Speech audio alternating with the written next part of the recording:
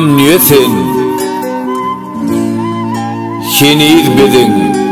keçi çağa bağıtımız terk edip gidipdi kavulam kakamız dir ayrılık arttırıp yükümüz kaka mehrin görküzmedik dünya sen çalışıp gitti bizi boş hıyallara şeytanı allanıp ters bir yollara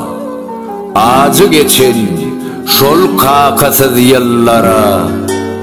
sebep olup sütüm salan dünya sen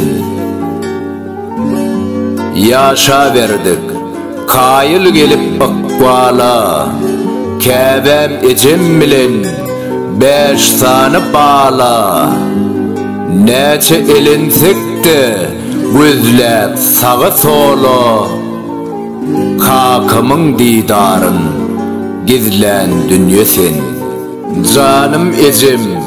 kaka ornunu durup ekledi sakladı ganatın gerip sağ olsun ulolttu yıllarını berip şonnu da kıvılamayı küyseden dünya sen kakam bizi giden bolsa da taşlap biz taşlap bilmedik gözlerimiz yaşlap Kadir kim garaşyaz doğduğumuz dişlep arman bizden uzak koyan dünya sen ol kim Allah'ın yanlışın bir insanı yanlışmadık adam var mı aytkanı adı oğul sadap can ecem canı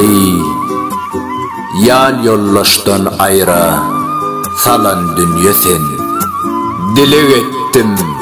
kakam canın gelmegin bir ocakta bizim bilen bolmağın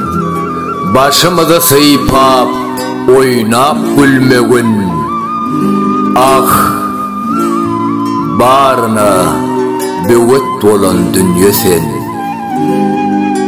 çağaları Yaz Muhammed Zeynebi Fatma Züleyha gözü yaşlı sebebi gerek kaka mehri kaka edebi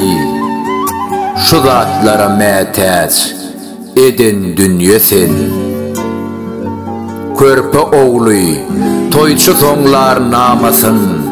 den paylaştı veys dostun alasın ey yalancı ençelerin kavlasın ayrı salıp çevir beren dünya sen